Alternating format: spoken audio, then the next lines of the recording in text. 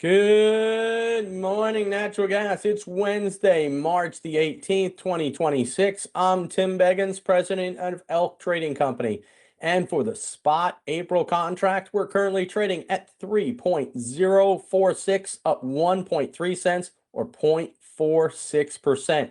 And as you can see here, the RSI is going sideways. We're trying to turn up, but we've got a mixture of bullish and bearish weather factors, as well as a bearish storage report coming up tomorrow.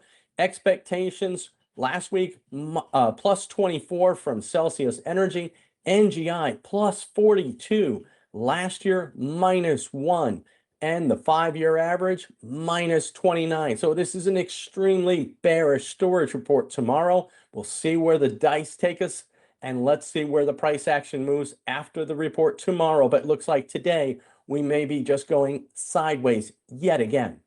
Let's take a look at the hourly chart. And as you can see, the push down overnight and tried to push us down through second support, which it did actually happen. We did not get to third support. We came in at 2.903. We're currently trading right now at 304.40. And as you can see, we're just above the daily pivot here, which comes in at 3.045. We're right on it now. So we're right there at the daily pivot. We haven't been able to break above first resistance, which is at 3.085. And the RSI right now looking like it's trying to turn back down.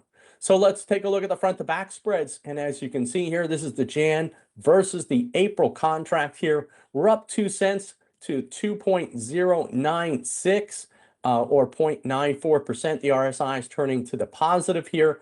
Why? Because in the midst of a war, where is the risk premium? In the winter contracts when you need it the most. So the Dec, Jan, Feb, obviously premium here even for March. And so these front to back spreads are very, very wide. But in a normal market, this would signal, hey, inject gas into storage right away, April 1. So let's see what happens with the war.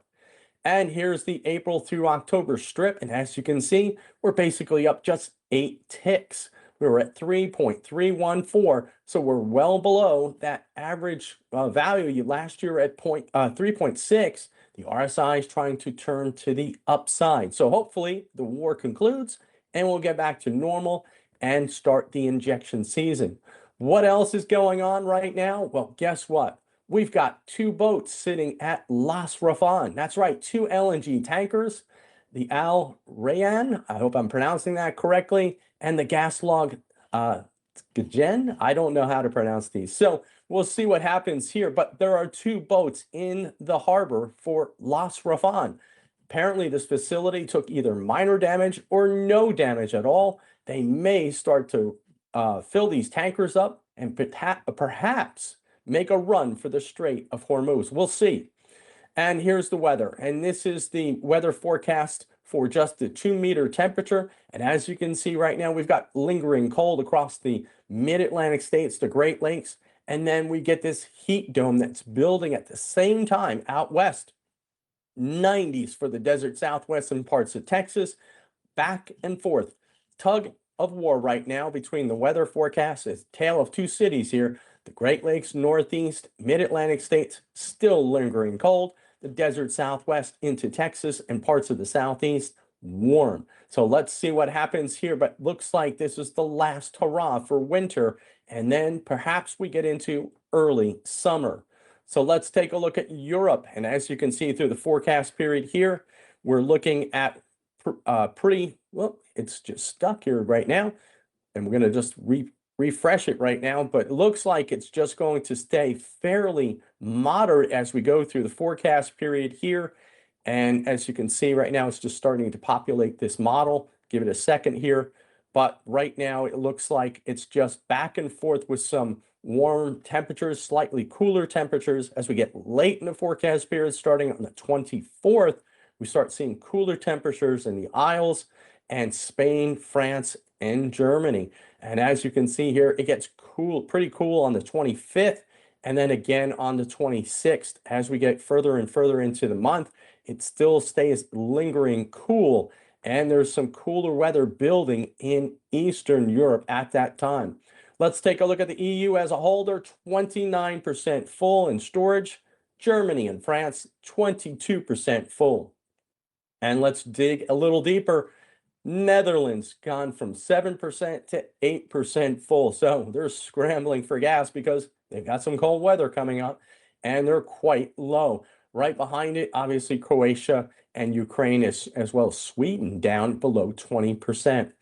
And let's take a look at Yamal. This is the second most important LNG facility on the planet. This is in Russia, up in the Arctic Circle. And the Europeans are contracting all of the capacity out of Yamal here for this month. Why? Because the short-term ban takes effect in April, the permanent ban by the end of the year. Let's take a look at Asia right now. It's the same type of story here. We get some cooler temperatures moving through the forecast period, and we're stuck again. For the map here, sorry about the technical problems, but we are just basically waffling back and forth between normal and slightly below normal temperatures as we go through the forecast period. And of course, that really doesn't bring any major demand here, although JKM prices are higher than TTF prices now as Asia scrambles to replace Qatar LNG. And as you can see here, we've got some cooler temperatures just starting out right now, but then warms up again. We start seeing potential for colder temperatures near here at the end of the month, but not much. It's all the way up in Mongolia at this stage. How about Golden Pass? Well, it's running at 322,971 MMBTUs. It's stable, and that means we're going to probably make first LNG here by the end of the month or the first 2 weeks of April. It will ramp up here shortly, but it looks like everything is starting to work out finally for Golden Pass LNG. How about the U.S. nuclear fleet? We're currently sitting at 14.6 gigawatts that is offline for maintenance and refueling. Again, this is normal as we get into the spring. We start taking these units down for maintenance and refueling, getting them ready for summer, and then we repeat the process again in September. How about stocks? Well, stocks for the oil and gas E&P sector between $2 and $10 billion and have a high short float. It's a mixed bag. Behind me, CNX up 0.27%. CRK, though, unfortunately down 1.54%, and BKV down 1.13%. Again, these are the natural gas stocks, so they're not getting any help from the flat price. Again, recapping here for the April natural gas contract, we're currently unchanged. We're at 3.033. That is completely unchanged. The RSI is going sideways. Let us know your thoughts in the comment section below. Please hit that like and subscribe button. Thanks for listening. We'll see you tomorrow.